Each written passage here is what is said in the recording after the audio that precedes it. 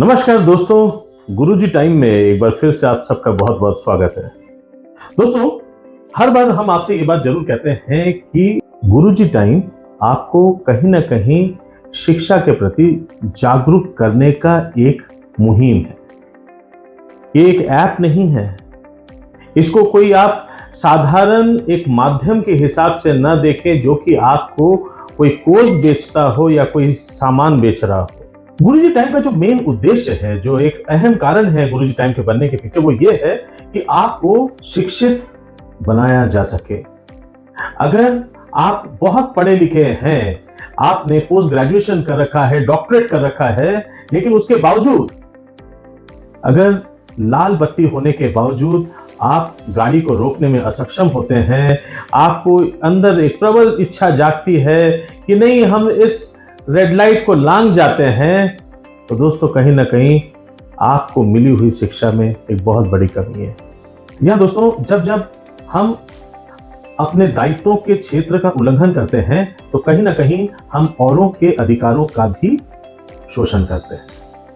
जी हाँ दोस्त, अगर मैंने रेड लाइट लांघ करके किसी दूसरे की गाड़ी पे टक्कर मार दी तो मेरी वजह से उस व्यक्ति को होने वाला नुकसान ये किसी के अधिकार को चोट पहुंचाने के बराबर है। और यही बातें अगर हम समझ लें तो हम अपने चारों तरफ एक इकोसिस्टम ऐसा बना सकते हैं, एक समझ की, एक सिविलाइज्ड होने की। तो आप खुद ब खुद देखेंगे कि जब आपका दायित्व का क्षेत्र जब सही तरीके से वर्णित रहता है, उसी तरीके से दूसरे के अधिकारों का क्षेत्र की भी रक्षा होती है। लेकिन दोस्तों, जब ये बात कहते हैं तो एक बात ये आती है कि हमारे अधिकार के क्षेत्र क्या क्या है। आपकी जेब से किसी ने पैसा निकाल लिया, ये एक अपराध हुआ। किसी ने आपके प्रति अपराध किया,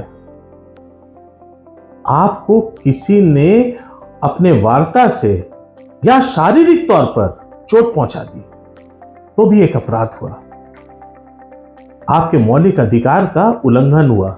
और इसी प्रकार अगर किसी ने आपके बच्चों पर किसी प्रकार का आक्रमण किया, तो न सिर्फ उस बच्चे के मौलिक अधिकार पर, उस बच्चे के अपने आधिकारिक क्षेत्र पर, उस बच्चे के मानसिक क्षेत्र पर उसके ऊपर प्रहार होता है, बल्कि ये आपके भी मौलिक अधिकार, आपके भी मानसिक क्षेत्र, आपके भी आधिकारिक क्षेत्र पर भी प्रहार है।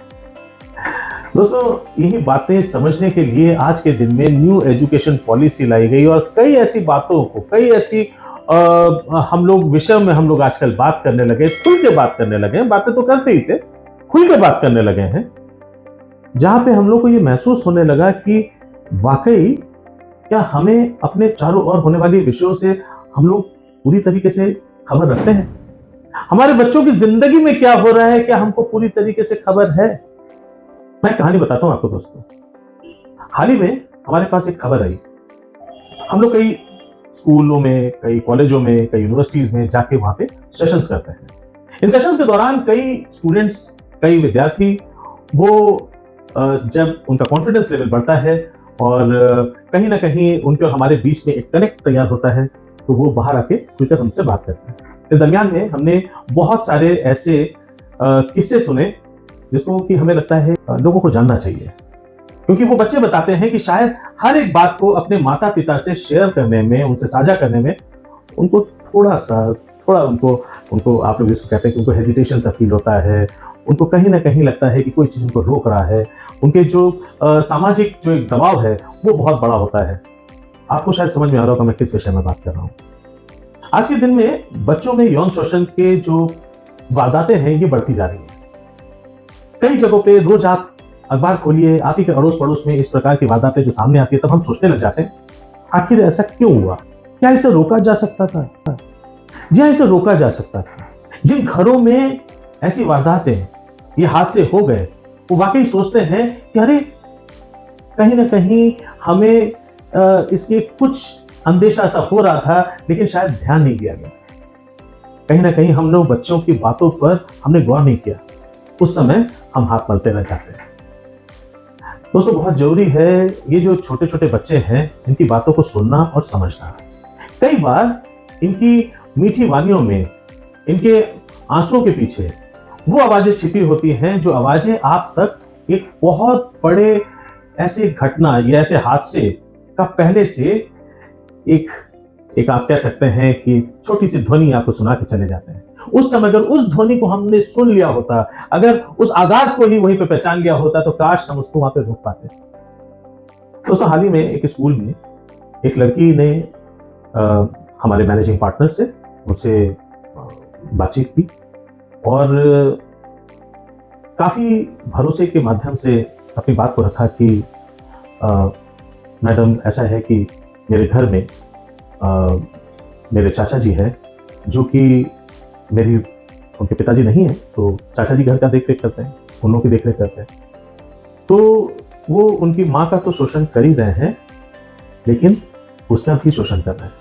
मैं जिस बच्ची की बात कर रहा हूँ, ये क्लास 11th की बच्ची है। हम क्लास 11th की बच्ची कहते हैं तो जानते हैं क्या होता है कि ये वो अवस्था है, ये वो एज है, ये वो उम्र है जिसमें बच्चे दिखते बड़े हैं, लेकिन वो वाकई होते नहीं है।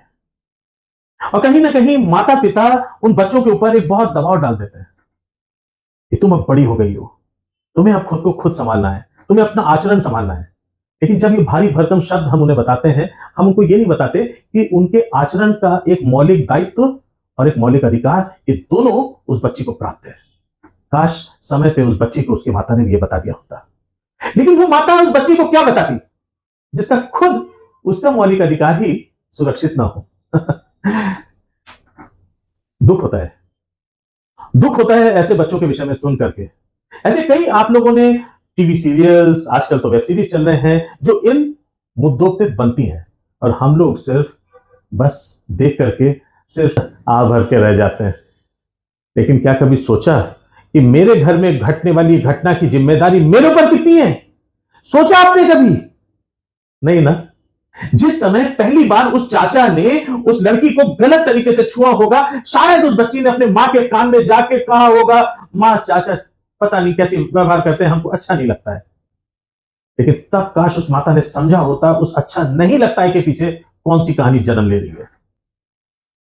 दोस्तों, गुरुजी टाइम ने बहुत कड़े कदम उठाए और इस मामले को उनके परिवार के साथ लड़ते हुए इसको पुलिस तक के सामने लेके गई है। इसके डिटेल्स भी हम आपके साथ साझा कर सकते हैं। लेकिन कुछ सामाजिक व्यवस्था हमारे देश की ऐसी है जिसमें कि लड़की को ही बदनाम होना पड़ता है।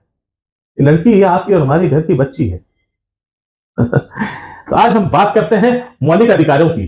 जी हां, इसी प्रकार के, और हां, इसी प्रकार के मौलिक अधिकार। ये मत सोचिए कि यहां पे मामला सिर्फ और सिर्फ लड़कियों तक आके कहीं ना कहीं खत्म हो जा रहा है। ये बच्चों के साथ, लड़कों के साथ तक हो रहा है। लेकिन हमको ये लगता है क्या फर्क पड़ता है, मेरे घर में तो नहीं होता। जी नहीं, ये सिर्फ आपको लगता है कि आपके घर में नहीं होता। कहीं ना कहीं ये हर एक घर की कहानी बनती जा रही है, बस हमें पता नहीं होता। कब हमने अपने बच्चों के साथ खुल के बात करना बंद कर दिया, हमें पता ही नहीं चला। कब हमारे वक्त ने पूरा पूरा स्क्रीन टाइम ने ले लिया, हमने सोचा तक नहीं। समाज को छोटा करते करते करते करते आज हम स्मार्टफोन तक सीमित रह गए हैं। और इस वक्त सबसे ज्यादा जो जरूरत है, अगर उस छोटे से फोन का भी आप इस्तेमाल करते हैं तो बच्चों तक पहुंचाएं उनके मौलिक अधिकार और उनकी मौलिक जिम्मेदारियां। लड़कियों को उनकी जिम्मेदारियों का क्षेत्र बताने से पहले लड़कों को उनके अधिकार का क्षेत्र भी बताएं कि हर वो चीज जो तुमको पसंद आती है, बेटा, वो तुम्हारा हो नहीं सकता। लड़की को एक बात का जरूर बताएं कि बेटा, सजना संवरना तो बहुत अच्छा लगता है, लेकिन कहीं ना कहीं हमारे देश की जो विडंबनाएं हैं उसको भी कहीं ना कहीं हमें अंदर से स्वीकार करना पड़ता है। माता पिता कहते हैं ना, संस्कार की बात कहते हैं, ये संस्कार यही झलक जाते हैं। लेकिन इसके साथ और भी चीजें जुड़ी हैं। हमारा न्यायिक दबाव, जी हां, लीगल एनफोर्समेंट। एक प्रणाली की बात करते हैं तो हमको समझना जरूरी होगा, क्या उस न्यायिक प्रणाली के बारे में भी हमने अपने बच्चों को शिक्षित किया? क्या एक बच्चे को पता है कि उसको गलत तरीके से अगर मजाक में भी किसी ने हाथ लगाया है, बचपन में आजकल पढ़ाया जा रहा है ना, the good touch bad touch, लेकिन उस बैड टच का करे क्या, उनको यह समझाना पड़ेगा। ये मौलिक अधिकार, ये मौलिक दायित्व, ये वही है जो कि आपके और हमारे संविधान ने सजा के हमारे लिए रख छोड़ा है। काश हमने इसको थोड़ा गहराई से पढ़ा होता, बस। और यही चीज करने के लिए गुरु टाइम आज आपके सामने इस प्रकार की कई वार्तालाप, कई शिक्षा के छोटे छोटे बिंदुओं पर हम चर्चा करते हुए इन मुद्दों को आपके सामने लाएंगे, ताकि आप इस बात को समझ सकें, आप जागरूक बने, आप सुरक्षित रहें, अपने घर में, अपने घर के बाहर अपने बच्चों को सुरक्षित रख सकें। और उस सुरक्षा का पहला चरण होता है बच्चों को जागरूक रखना। और ये जागरूकता शुरू होती यहां से। बेटा, तुमको गलत तरीके से कैसे भी छुआ गया हो, रिपोर्टेड, बताओ हमको, मैं सुनूंगा या मैं सुनूंगी। ये विश्वास जिस दिन हमारे बच्चों के अंदर ढल जाएगा, उस दिन वो बच्चा घर में आके आपसे आंखें मिला के कहेगा, पापा मेरी सुरक्षा करो, फिर घर के अंदर ऐसा हो रहा है। उस समय इसको अनसुना ना करिए। उस समय ये मत सोचिए कि लोग क्या कहेंगे। उस समय अगर न्यायिक प्रक्रिया का अगर साथ लेना पड़ता है तो मत चुकिए। और अगर आपको लगता है कि आपको न्यायिक प्रक्रिया के बारे में नहीं पता, तो गुरुजी टाइम में नीचे दिए गए नंबरों से संपर्क साधिए। हमारे साथ जो विधि विशेषज्ञ हैं वो आपको विधि के सारे रास्ते बताएंगे, ताकि आप उस मामले को किस प्रकार से गोपनीय तरीके से भी आप न्यायिक प्रक्रिया के हवाले कर सकते हैं। दोस्तों, अपराध को रोकना और अपराध के विषय में जानना, ये आपस में जुड़ी हुई है। जब आप अपराध के बारे में जानेंगे तो उसका रोकथाम खुद ही होने लगेगा। और जब तक आप इससे अज्ञात बने रहेंगे, आंखें मूंदे रहेंगे, ये अपराध बढ़ते जाएंगे। ये हमारा और आपका इस देश के प्रति दायित्व है कि हम अपने अधिकार और अपने दायित्व के क्षेत्र को जानें और उसका प्रयोग करें। हमारा जो डेमोक्रेसी है, ये अपने आप एक बहुत बड़ा एक्सपेरिमेंट है। और इस एक्सपेरिमेंट का ही जवाब है जिस प्रकार से हमारे कॉन्स्टिट्यूशन में बदलाव लाया जाता है, संविधान में जो चेंजेस लाई जा रही, बदलाव लाए जा रहे हैं, ये इसी का अनुरूप है। तो दोस्तों, इसके विषय में डिटेल जानने के लिए हमेशा हमसे सिर्फ जुड़े रहिए 7007229080। और हमारा ईमेल आईडी आपको बहुत अच्छे से पता है, info@gurujitime.com। मत झिझकिए, कहीं पे भी किसी प्रकार की अगर सहायता की आवश्यकता है, हमसे संपर्क साधिए। हम आपको बताएंगे कि आपको आपके शिक्षा के तौर तरीके और उसका प्रयोग। धन्यवाद, टेक केयर, बाय बाय।